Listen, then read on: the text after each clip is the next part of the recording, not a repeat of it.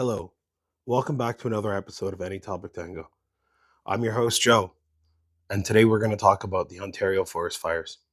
Um, but before we get into that, I just kind of want to go back to last week's episode where we talked a little bit about hobbies.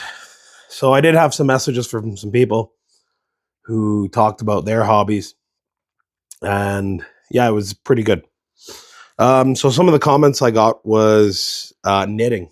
Knitting is a hobby. I think that's a pretty interesting one, to be honest. Knitting is really interesting because you can make blankets, you can make sweaters, you can make scarves, you can make mittens. There's a whole bunch of things you can make with knitting. All right, and on to the next one, we have skateboarding. Skateboarding's pretty cool. I can't skateboard. I'd probably fall on my ass.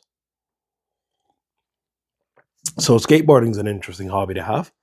If you're good at it, then that's great. If you're not or just learning, then watch out. You might get hurt. And we have gardening next. Some people really enjoy gardening. It's actually a pretty unique skill to have if you're an accomplished gardener, or I think the term is a botany. I think when you know a bunch about gardening, I'm pretty sure that's the term for it. But that's a pretty good one because then you can grow your own food, you can grow your own herbs and spices. Like there's just a slew of things you can do with a gardening hobby.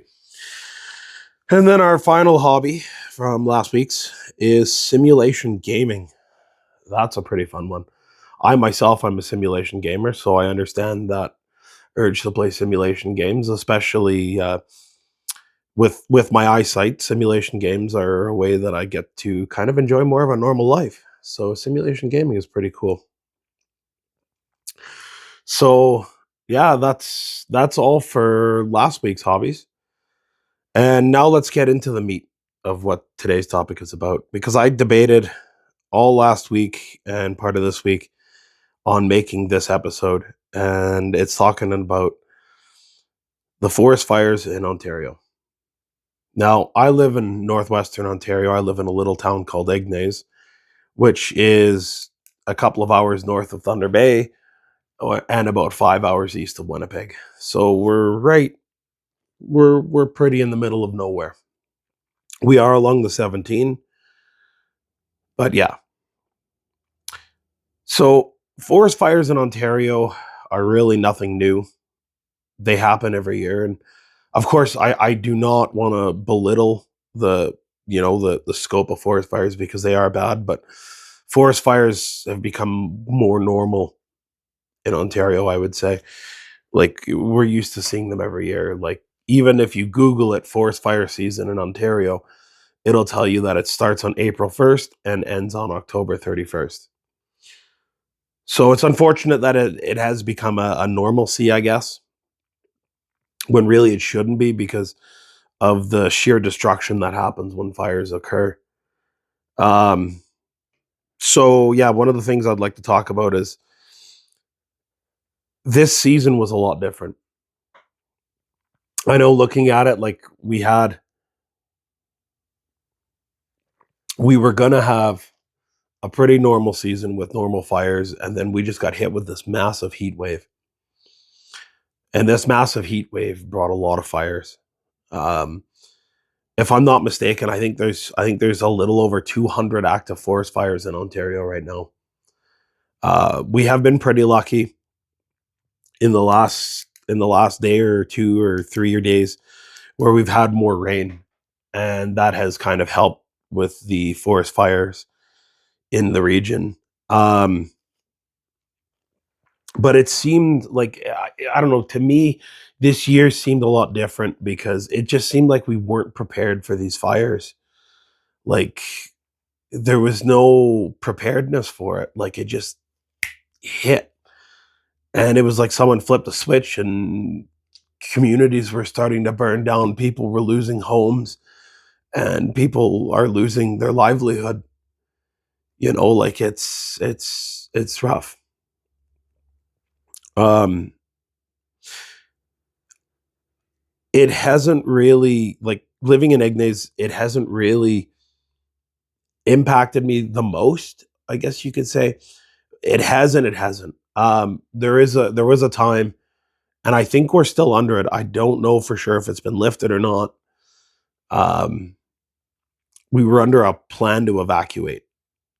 So we had a plan. Everyone was told to make a plan in case we had to leave town. Um, and that's, yeah, it's a scary thing. You know, you got to leave your home. You got to pick and choose what you want to keep, what you want to leave.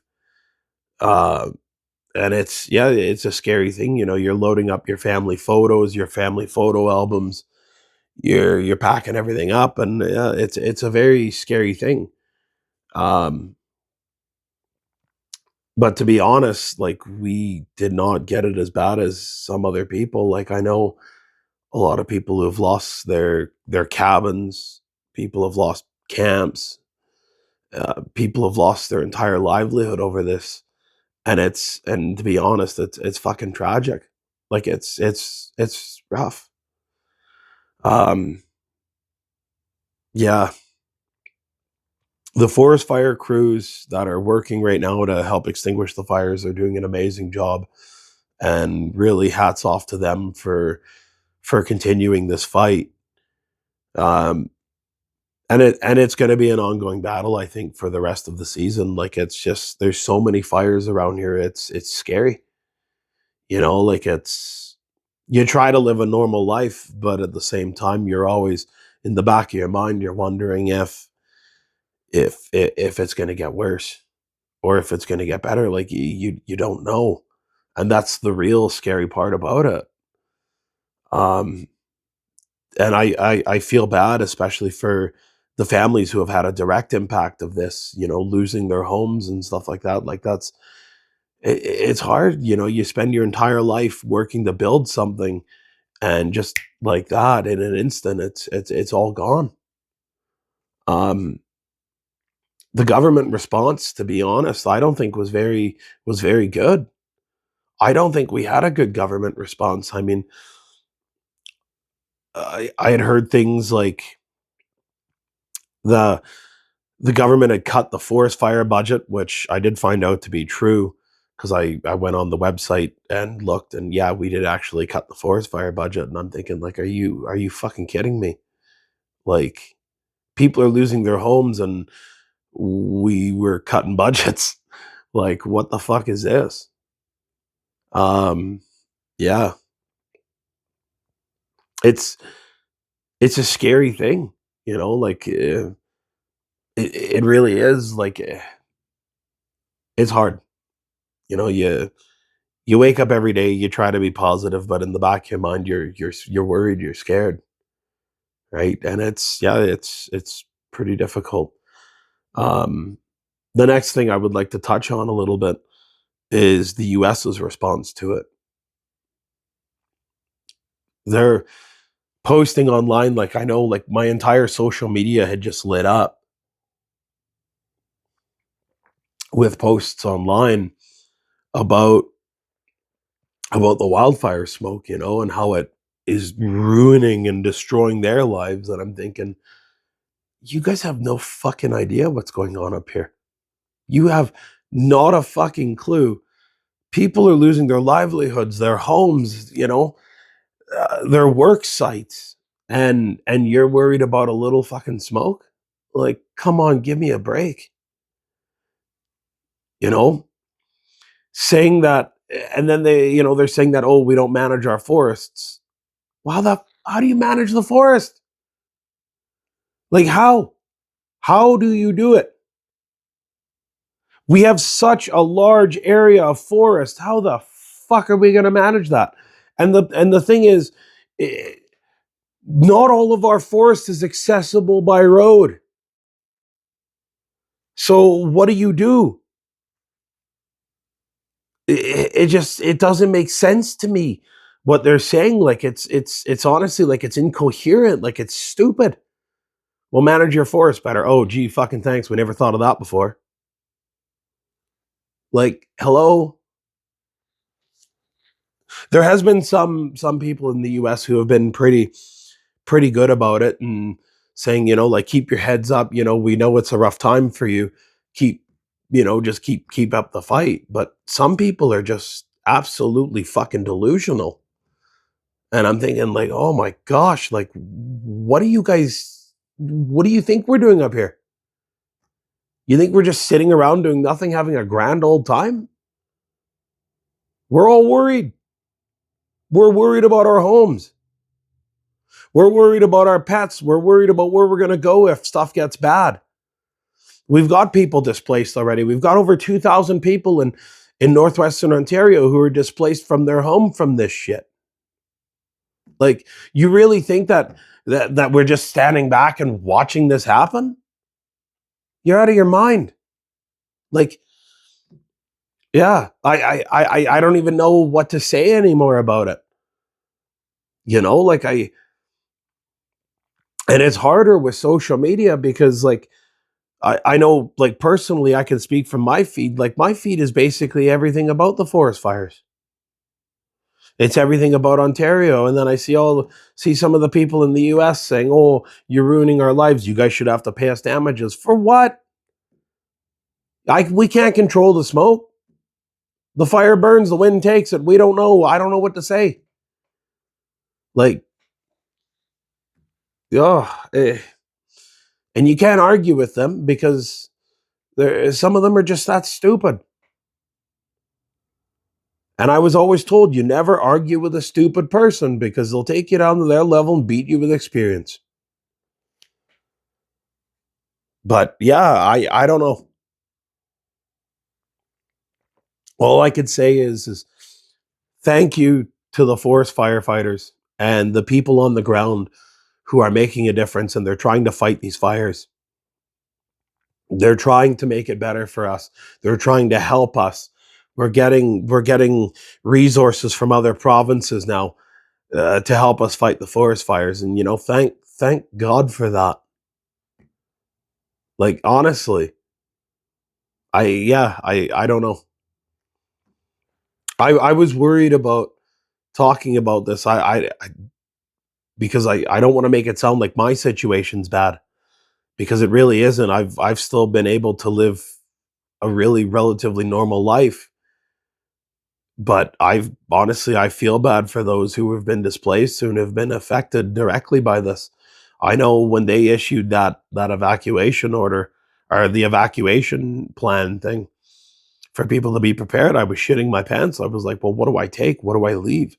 What do I do? Like I got 3 dogs. Like, like you think about things like that and it starts to eat at you inside. And for a couple nights, I was having nightmares about forest fires. So it does have an effect on the mind because in the back of it, you're worried subconsciously. You're worried about what might happen. But yeah, I don't know. I just wanted to speak a little bit about the forest fires. Um, it's a really worrisome thing, and I don't want this to be the normal every year. Like I don't know what we can do because I don't have the answers for everything in life, but there's got to be a better solution. Like it's worrisome. It really is. And my heart goes out to the people who have been hurt by this fire, who have lost things that you can never really get back, and it's hard. I feel extremely bad for those people and my heart really goes out to them. But I don't know what else I could say about it. Like living where I live, we've been fairly lucky here. We haven't had to. We've had scares, and we still have scares because there's new forest fires popping up around our area, and who knows where those will go. But yeah, I don't know what to say, really, to be honest. As long as we stick together and as long as we keep working with each other, we'll get through this. Like it's just what we have to do right now. And we have to give these firefighters their space, so If you live in this area, stay out of the woods. Let these people work. You have to give them their space to work. I understand that it's fishing season, that it's summer, that you want to go out fishing fishing and quadding and all of that. But around areas where there's forest fires, like, please stay away from it.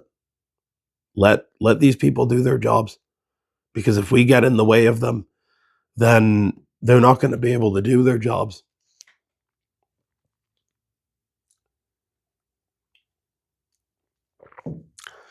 So, yeah, that's all I really have to say on this subject. Like, it's worrisome, and it affects a lot of people.